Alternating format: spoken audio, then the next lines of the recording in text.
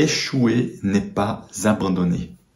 Cette phrase que j'ai entendue de Charles Côté, le Québécois, m'a frappé, m'a comme marqué comme ça à l'intérieur de moi, en me disant je sais que c'est important, il m'a fallu un peu de temps pour comprendre ce qu'il voulait dire là derrière.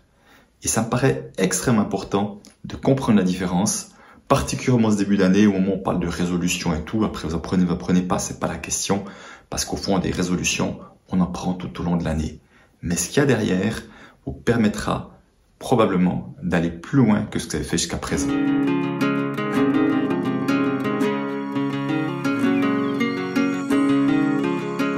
Avant cela, je suis Christian Junot, expert de la relation à l'argent en francophonie, auteur et co-auteur de plusieurs livres, dont Ce que l'argent dit de vous, mon best-seller, et Enfin libre d'être soi-même, autre livre que j'ai coécrit et qui sort en ce moment en livre de poche également.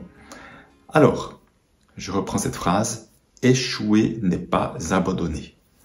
Alors, ça m'a parlé tout de suite parce que une résolution, ce n'était pas spécialement une résolution de début d'année, mais j'avais choisi le début d'année pour commencer cela. J'ai dit, pendant 30 jours, je ne vais pas boire d'alcool. J'aime bien boire un verre de vin avec les amis, j'aime bien le bon vin. Et avec les fêtes, avec quelques festivités, j'ai l'occasion d'en boire. Et je me suis dit, là, je pense que pour mon corps, ça serait une bonne chose de stopper pendant 30 jours l'alcool. Donc, voilà, c'est une forme de défi, mais c'est pas un défi dans le sens que je fais avec plaisir, parce que je sais que c'est une manière de prendre soin de moi et que c'est juste. Et je me suis posé la question, je me dis, tiens, qu'est-ce que ça serait? Parce que Charles Côté, dans sa vidéo, il disait, lui, il allait faire une année entière sans alcool. Et effectivement, il disait, le 31, à minuit, je vais ouvrir une bouteille de champagne. Et simplement, je me disais, il se pourrait, je dis bien, il se pourrait, même si c'est pas mon intention, qu'à un moment donné, je craque pour une festivité ou quelque chose, et puis que je boive un verre ou l'autre. Et dans ce cas-là, j'aurais échoué sur mon défi qui est de ne pas boire d'alcool pendant 30 jours. Mais à partir de là, j'ai deux choix. J'ai le choix de dire, ok, j'ai bu un verre et c'est pas ce que je voulais, et je continue mon objectif jusqu'à la fin du mois. Donc j'ai échoué, mais je n'abandonne pas. Alors que la plupart des personnes, ce que je peux voir, c'est qu'à un moment donné, elles disent, ah non, ça marche pas ce truc-là, il n'y a pas de résultat, ou ci ou ça, et j'abandonne, j'arrête ce que j'avais décidé de faire. Et là, c'est abandonner, c'est échouer et abandonner. En plus, j'ai envie de dire, c'est pas la même chose. J'ai une pratique le matin qui est de faire de la méditation. Alors, dans l'idéal, j'aimerais en faire tous les matins. La réalité, c'est que je n'en fais pas tous les matins.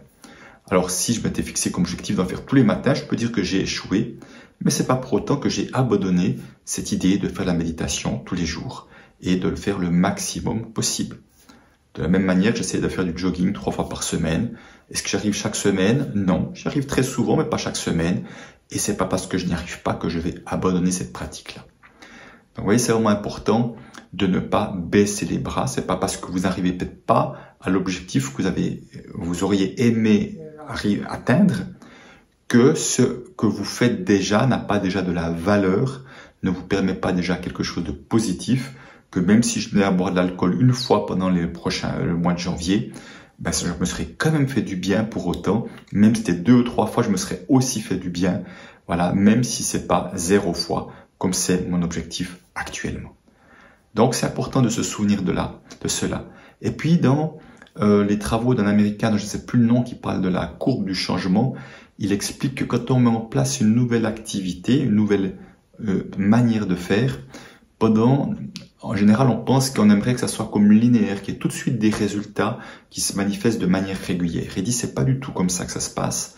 Pire encore, dans une première partie, les résultats sont minimes, à peine visibles, donc sont en dessous de la droite linéaire qu'il y aurait. C'est en dessous, donc c'est visible et ça pourrait être perçu comme une situation d'échec, de découragement parce qu'on voit peu de résultats.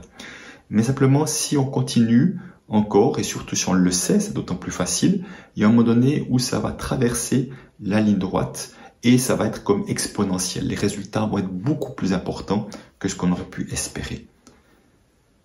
Tout ça pour vous encourager à dire, ok, ça marche peut-être pas autant que j'aimerais, je suis peut-être pas aussi assidu que j'aimerais. Pourtant, ne lâche pas parce que tôt ou tard, il y a quelque chose qui se manifestera qui sera mieux.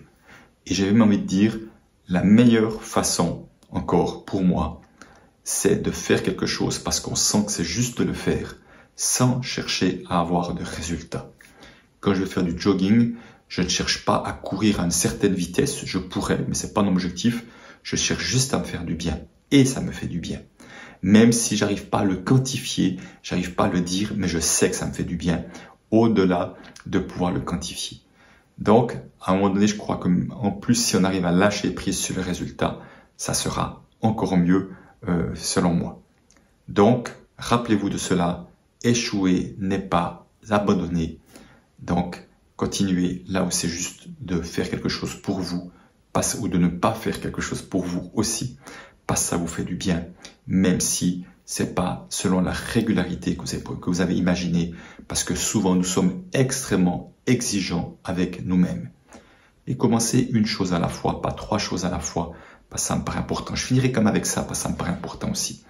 Un coach québécois, dont je ne sais plus le nom non plus, mais qui a également entraîné des Olympiens, disait que lui, avec ses clients, qui étaient parfois des dirigeants d'entreprise, il leur commençait à faire des toutes petites choses qui paraissaient extrêmement faciles. À un dirigeant, je me souviens, dont il parlait et qui disait qu'il avait besoin de se mettre en mouvement parce que visiblement il n'en faisait pas. Il dit qu'est-ce que tu proposes, il demande au client qu'est-ce que tu proposes, il dit ah ben je vais courir le marché pendant 3 ou 4 fois, je sais plus 45 minutes par semaine. Il dit non, c'est exclu que tu prennes cet objectif-là. Tu vas marcher une fois par semaine pendant 30 ou 45 minutes.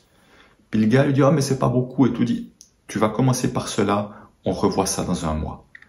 Et il a commencé par cela et évidemment c'est un objectif qui était quand même pas très ambitieux et qu'il a réussi à faire. Et une fois qu'il a réussi à le faire, à partir d'un endroit de j'ai réussi cet objectif-là, il a augmenté la dose et le gars il arrivait à des résultats incroyables, mais juste parce qu'il disait moi je commence avec des objectifs que je sais qu'avec une très forte probabilité ils vont réussir à tenir. Et ça donne de la confiance, un courage. Et après, on peut augmenter la dose à partir de quelque chose chaque fois qui était réussi. Donc, c'est ça pour vous dire aussi de l'importance de vous fixer un objectif qui vous paraît tenable. Je peux déjà vous dire, si j'avais dit 1 année sans alcool, je peux déjà vous dire que je n'étais pas prêt du tout à faire ça. Parce qu'encore une fois, j'aime bien boire un bon verre de vin avec des amis. Et que là, aujourd'hui, je ne suis pas prêt. Peut-être qu'un jour, je le serai, mais je ne l'étais pas. Par contre, 30 jours, ça me paraît tout à fait raisonnable et je sais, je l'ai déjà fait dans le passé, je sais que je peux le faire. Donc voilà, simplement aussi, l'objectif, la qualité de l'objectif que vous faites, que vous proposez, elle est extrêmement importante et soyez progressif également pour arriver un jour à des résultats dont vous retirez vraiment une grande satisfaction. Voilà, laissez-moi vos commentaires sur cette vidéo, comment ça vous parle, que vous avez testé, vous avez d'autres manières de faire. Évidemment, je suis toujours ouvert à apprendre, moi évidemment aussi. Donc n'hésitez pas à vous abonner à la chaîne YouTube et à partager cette vidéo si elle peut être utile à d'autres aussi. Allez, ciao!